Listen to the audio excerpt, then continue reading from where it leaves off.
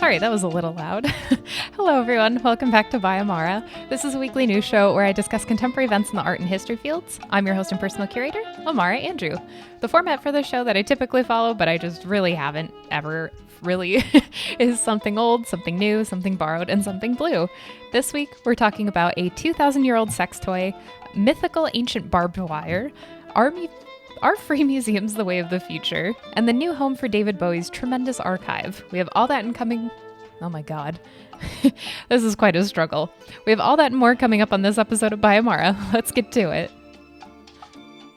Sorry, that was a little choppy. This is, as you can already tell, a very special episode of By Amara if you are watching this. But if not, I will talk about it in just one sec. First, though, let's start with some ads. One of the primary businesses that I run is called Maven by Amara. Shocking, I know. But kind of the whole point of it is to create engaging social media content for businesses, entrepreneurs, people like that. And within my primary business, I've actually had clients of mine be like, hey, I already created content before, like YouTube, podcasts, whatever. Could you please clip it up for me? Which is where Vert.video comes from. That's Vert.video. My partner, Jeff, and I were like, we need to help people do this, chop up their existing content because, it's just kind of sitting there, not really doing anything. So might as well help people out with that. And Vert is super, super simple to sign up for. Literally just go to our website, Vert.video, sign up for a plan, and then that's basically it. And then we'll just start chopping up your content. There's a little bit more to it, but that's essentially, it's just like boom, boom, done. So Vert allows you to take, like I said, your existing long form content, so anything longer than 60 seconds, and we can chop it down into easy digestible clips. Then you can post it to social media, put it in email campaigns, or so on and so forth. With Vert.video, it'll keep your audience engaged in your social media and coming back week after week for more. So that's Vert.video, linked below in the description. Now on to the show.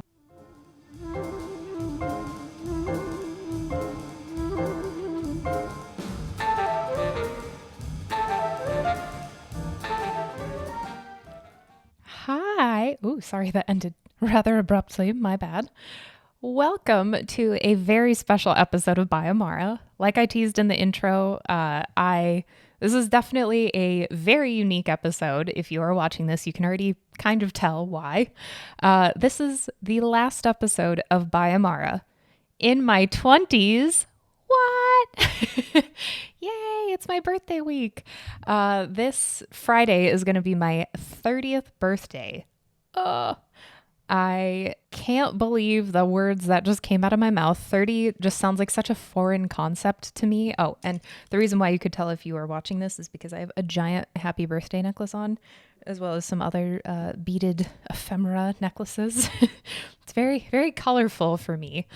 And yeah, just hearing me and 30 in the same sentence is weirding me out so much. I've just kind of gotten used to being in my 20s even. I still think I'm 17 or 18. It's so weird. So I guess I'm just trapped in being a teenager. So yeah, this Friday is my 30th birthday. I am, I guess, just in shock that I'm that old already. I don't think of myself as being that old. So, and I know it's not old. People are going to be like, oh, you're still a baby. But it freaks me out mentally. I don't know. I'm kind of having hopefully just a quarter life crisis, but we'll find out.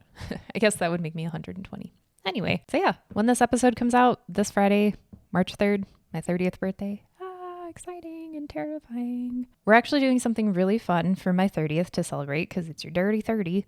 And I personally have never really enjoyed celebrating my birthday that much, but my boyfriend Jeff has made it very tolerable, so thank you. Also, my best friend Jackie growing up too also made it very tolerable, so thank you as well. You probably don't watch this and I don't blame you. So Jeff and I are going to have a really fun time for my 30th birthday. We're actually leaving relatively soon, so I got a lot to do today, so I'm going to try to keep this episode rather brief. We are going to Las Vegas. I've only been once before. I don't know why I said Las Vegas. It's fucking Vegas. You could just call it Vegas. So we are going to Vegas to celebrate. That should be very interesting because neither of us drink. Neither of us gamble. We don't smoke. We don't do anything that's a quintessential Vegas kind of thing. So I don't know. We'll have fun. We'll go to shows and stuff like that. And I'll be vlogging the whole thing, of course, because everybody vlogs everything nowadays. But I'll be sharing little snippets and stuff on all my socials and on YouTube. So if you care, you can check that out. And After that, though, then we're going to drive over to Malibu to Pinga Canyon area for a couple days. So the next episode of Biomara is going to be on location. So we'll see where that is and what that means. So yeah, it'll be fun. It'll be like Rager in Vegas with our version of a Rager, which is like not a Rager, and then like detox and kind of hang out in Topanga Canyon. So yeah, I don't know. It'll be really fun. It'll definitely be a novel way to spend my birthday. We're normally in Miami actually for my birthday, but we were just in Miami in January. We're doing something a little different just to make like it's like 30, like you're an adult, you're almost dead. No, it'll be fun. It'll be very fun. So I'm very excited. Also, normally in part of the show, I do updates for previous episodes. I don't have any actually currently. So we are just going to get straight into the show. So first, I'm going to take off my necklaces and then into the show.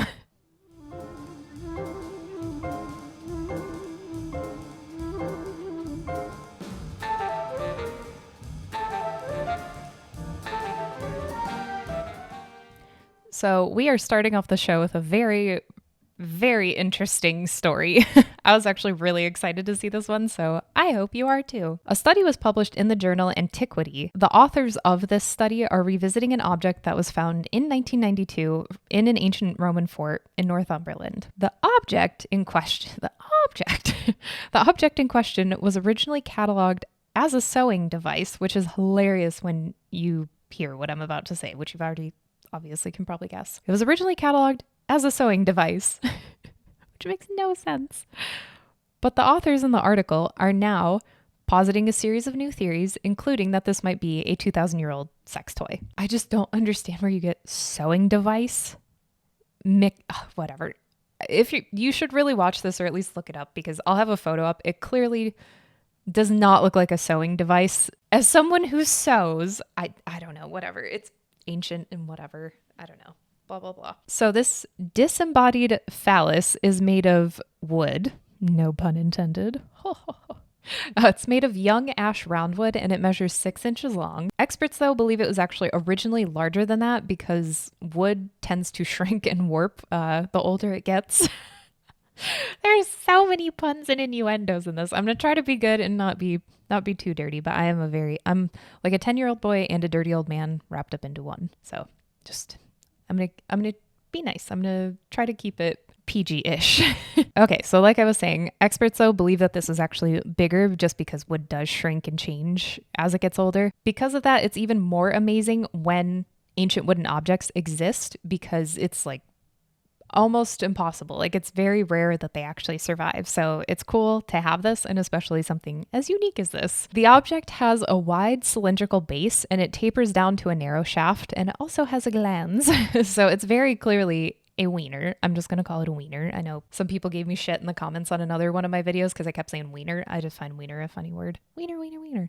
And so it looks like it has like a base to it, like a pretty sturdy base, and then it turns into a wiener. Also, a side note, while I was reading their study in the actual journal, I just love Academy's description, like academics, it's called like Academies because it's like not even written in like any language. It's just like, woo. But I love when academics try to describe sex, genitals, anything kind of remotely, like describing things in a clinical manner is always so funny to me. Cause like, these academics are probably like, oh my God, I have to write glands instead of like the head. I don't know. I'm trying to not be too crass, but I just find it very funny.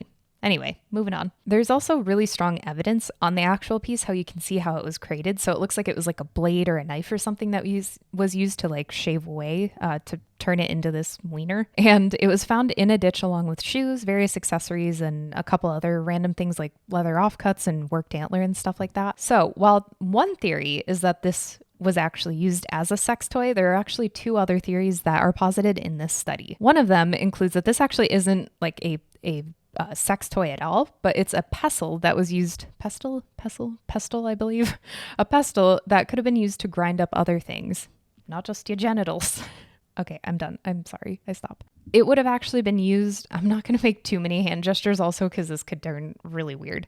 But essentially like the base of it, that's the round cylindrical base, could have been used to grind up like medicines, plants, herbs, things like that. The shape of it though, as a wiener, would have had perceived magical properties because phalluses had a lot of significance in ancient Rome and a lot of various other cultures as well, but for the purposes of this, we're talking about ancient Rome. In ancient Rome, the divine phallus, which I thought was a hilarious wording, was used to invoke masculine generative power and could also provide good fortune and protection. However, something does negate this theory, though. There are no obvious, I keep making hand gestures, I need to stop. There are no obvious signs of discoloration or other random materials in the bottom part of it that would signify that this is a pestle. The theory is kind of ruled out for now. It's not entirely ruled out, but more analysis needs to be done on the actual wood. The other theory is that this actually could have been part of a herm. So herms were all throughout the Greco-Roman world, and they're basically like a type of sculpture. I think typically made of like stone material. And it was a sculpture that was often positioned near a doorway or like outside or something, so that passersby could touch one to receive protection. So it's like a weird like monolith. It's like a rectangle, but with a head on top. And there are a wide variety of different herms and everything. This isn't just like, this is all it looks like. But what this would possibly have been located in is like a rectangular monolith with like a beautifully carved head on top, and then like genitalia at the bottom, sometimes with a full torso, sometimes not. So it's a very interesting looking piece of sculpture. Sometimes on these herbs, the phallus, like the genitalia, would already be carved into the stone or out of the stone, however it looked.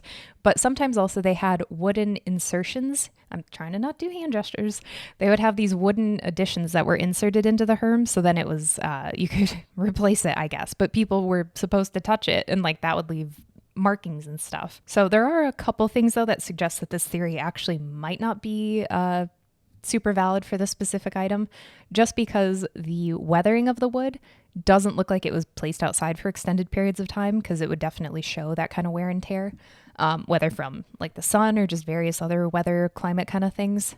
Also, it doesn't look like it could actually fit securely into the stone monolith just from the base of it. It would also have been like inserted and deserted, I guess. I don't know the proper word. There don't appear to be markings on the actual phallus to show that it was like inserted into the stone monolith and then taken out. So that theory is also kind of like tiny fart. Why am I having trouble? There's still a lot more research to be done, but currently that theory also doesn't hold up as well.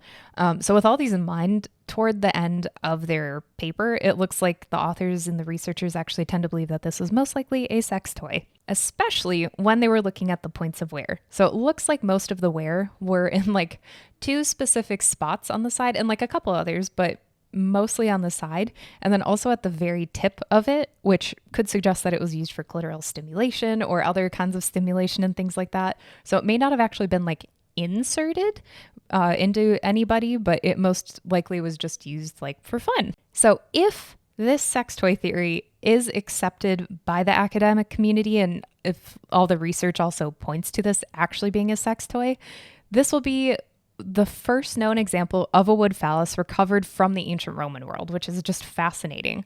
Also, if you're curious at all, just to wrap up this story, I was just like, well, what's the oldest sex toy? The oldest sex toy that has been found that I could find, appears to be an almost 30,000-year-old siltstone phallus that allegedly doubled as a tool to ignite fires. So igniting multiple types of fires.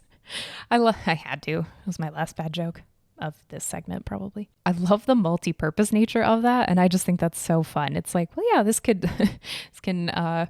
you can use it for chopping firewood, you could use it for starting a fire, and then you could use it to ignite your own personal fire. So anyway, I just thought that was fun. So on to the next story.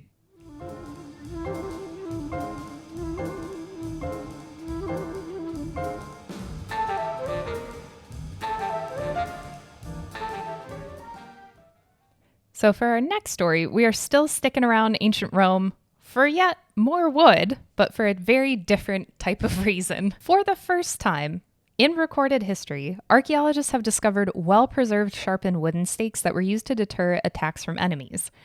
This is actually really huge for a variety of reasons, which I'll get into in just a second. So it looks like these stakes, it was kind of difficult to understand because they look like they would have appeared either on top of a fence, so kind of like ancient barbed wire in a way, but then they also seem like they were just in a ditch. I'm not quite too sure. So they were either on a fence or in a ditch. I'm just being very honest. I was not able to figure it out. So could have been either or. The entire area where these stakes were found was actually an ancient Roman military camp in Germany that dates back to the 1st century CE. Why the hell was this in Germany? You'll find out in a second. Until the rediscovery, they kind of had like a mythical vibe to them. Apparently, apparently some people from the ancient world, including Julius Caesar, had written about these stakes existing. But again, because they're wood, it's like it's not entirely impossible, but it's like almost impossible that these things would have survived to now, to be found. But none had ever been found until now. Excavations began on this site when a local hunter noticed faint markings and differences in color on the ground. So he could see that there were like some of the grass looked a little different, and it actually had like a clear shape to it where it was like, okay, this looks a little different. Like, what is this? It turns out that this was because of the remnants of what the ancient Romans had dug. From what researchers can tell already, the entire Roman military camp that existed on this site was about 20 acres and had about 40 wooden towers at its peak. So it was pretty sizable. So, like I teased just before, what was the purpose of the ancient Romans and of the Romans in this part of Germany? And why are they like, what's with all the stakes? What's with all this? Like, what is this? They had a huge investment in this area to mine silver. So because of this, then they would need defenses in place just in case like people tried to raid their stores or whatever.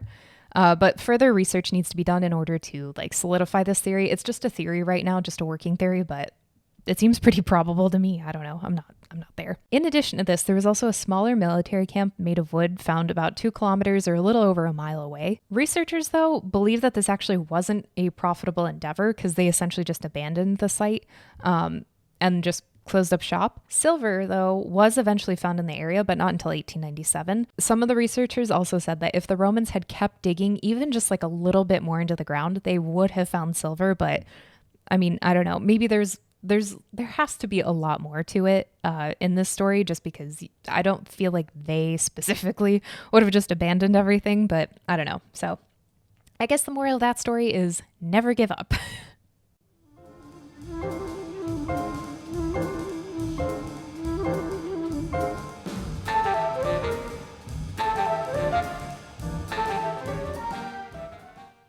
Everybody loves free shit, especially museum admission. One of the primary barriers into museums that, you know, museum professionals have figured out and studies have been done and blah, blah, blah. Like, obviously, in addition to not having flexible night and weekend hours, is admission.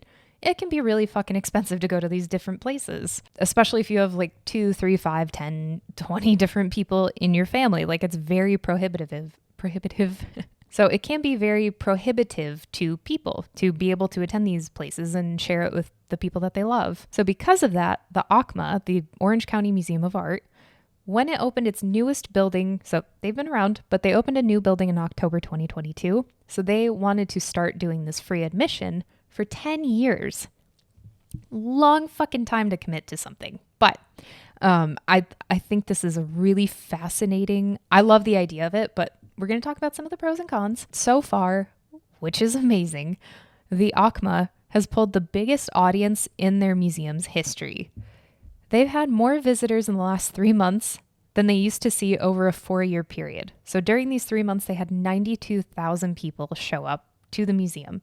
And it's even cooler because a lot of these people were repeat people. Like throughout the week, they would come back, which is amazing.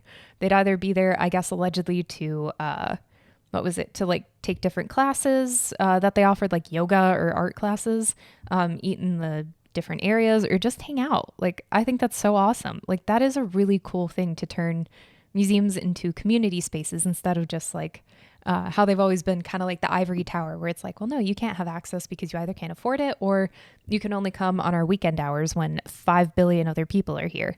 It's always been a big issue, and people have written about this since like the 19th century as well. And this isn't just a trend in SoCal, but I'm specifically talking about SoCal museums just because we're talking about the Orange County Museum of Art. But a lot of different SoCal museums have actually been free institutions. So like the Getty, for instance, even though you have to pay for parking can be a little expensive. When we went, I was actually surprised. I think it was like $30 or 35 or something. I don't really remember. So the Getty's free, but you have to pay for parking. The Broad is also free, which is in downtown LA, and it's a really beautiful building. You just have to reserve tickets ahead of time. I think also the Mocha, they just said, went free in 2022, which that was one of my favorite museums I've ever been to. It's just this trend that is building and building and building, which there can also be a downside to that, which I said we'll talk about in a minute. So why make a museum free then? You may be asking by this point if you are. If not, that's totally fine, but that's what we're going to talk about right now. So one primary reason, like I teased earlier, is to increase the diversity of museum goers. So it's people who may not have the funds for whatever different reason to not be able to access the museum. I just was thinking about this too. Hopefully they can actually like change the hours as well, so then it's more accommodating to people. Maybe they're open until 8 most nights or something, because then maybe you can go or whatever. And the Broad Museum has actually seen how this diversity is playing out within museum goers and their attendance. They've seen a slight raise in people of color and a slight raise in people under 45 who are attending the museum and attending more times as well, like I said. Some directors of the museums that I also noted are like, cool, great. Now we have a free admission and now we're seeing a diversity of people. You also have to make sure you have a diversity in your collections also, just to show representation and make people feel included and welcome in the museum. That also extends to all of the staff as well. The Broad, I know, prides themselves on having kind of like a casual, more approachable sort of vibe to it versus just like, no, you can't talk to anybody. So I'm very pleased to hear that, just because, I don't know, like more people should want to go to museums and more people should like feel welcome to be able to go to a museum instead of just being like, no, like we don't want you. Like, where's the fun in that? I don't know. Whatever. That's just me. Hippy dippy. I love, love, love this idea of having free museums, free institution, free learning. Like, it is so great. But where does the funding come from? That is like a museum's kryptonite. Funding. That is all you hear if you are interested in working in a museum field, is just there's no funding. Normally museums get there are a bunch of different places where museums can get their funding, but a lot of it is from ticket sales, obviously, and surprisingly memberships as well, or maybe not surprisingly. So like if your membership is ever going up, like for renewal at a museum, you'll get a billion different emails, cards, like not text. I was about to say text, phone calls, but you'll get a lot of different notifications of like, hey, your membership's about to be up. Don't you want to like keep going? Because that's a stable source of income for the museum. And if you think about, they have 100, 200, 5 billion different people donating money to the museum. Essentially, it's like a donation. And in return, you get free entry into the museum. That's a lot of money that's just gone. So where the hell do you get the rest of where do you get this money? Like, where do you recoup it? It could be from cafes on site, the gift shop, all these different classes and things like that. Also, it can be from private donors or public donors, but mostly just donors. That can be very stressful for an institution to try to get these donations, because you constantly have to, I mean, that is a tremendous, tremendous job. And especially trying to get money from people is like, it's insane. There are a lot of people who are really lovely and they want to donate to the arts, and you are wonderful. It's very difficult though, trying to get people to give money to your institution, and especially enough to be able to cover your costs. That's a really big issue. So that is one kind of downside of this initiative, is where does the money come from? Just like with anything, like you do have to think about that, unfortunately. Also, other institutions nearby, like the LACMA, I believe, and then just around the country, are kind of starting to feel this pressure of, well, we should also have free admission to the museum, but how do we do that? Not only is funding a big issue, like I just talked about, but also it's kind of like, once you turn your institution free, you kind of can't go back from that. It's like, it's kind of just like, well, no, once we start this, like, this is kind of it for the future. You can always walk it back, just like with most things in life, but it becomes increasingly difficult once you do make something free for everybody. So it's just something that they need to figure out and plan out.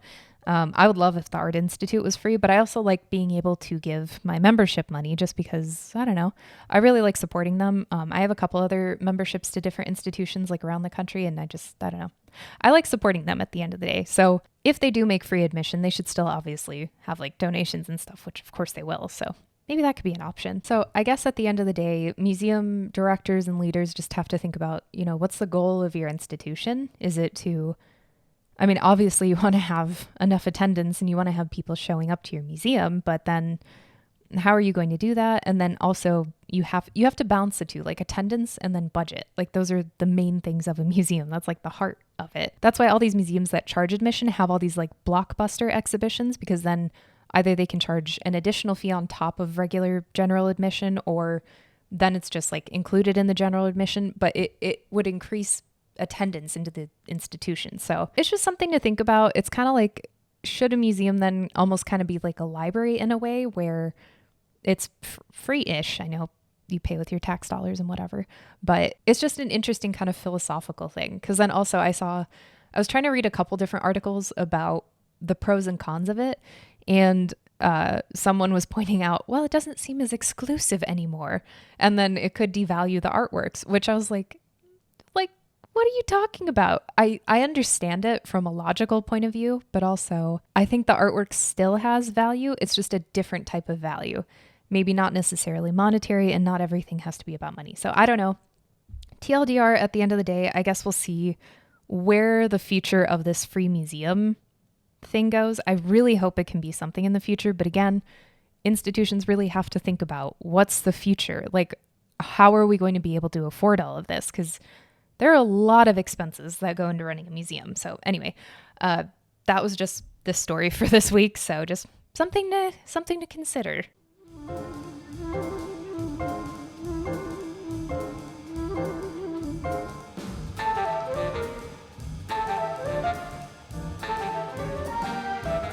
So our final story this week, we are ending again talking about museums.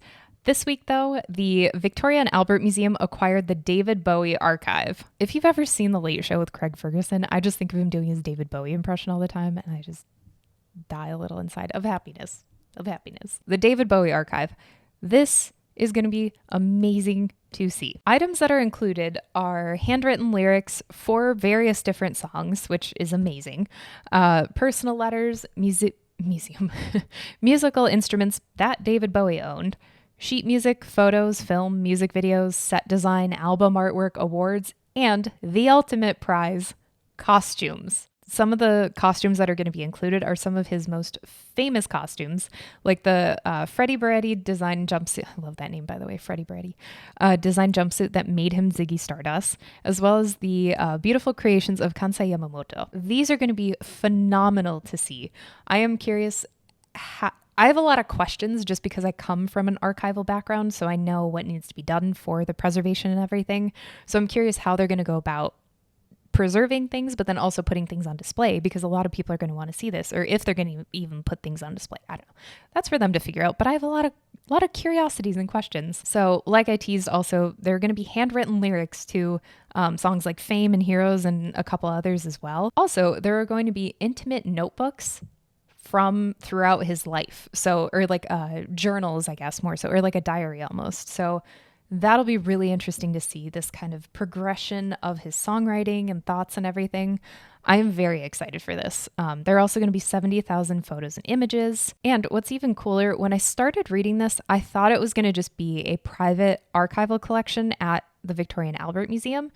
This is actually going to be made public, like to the public, which is fantastic.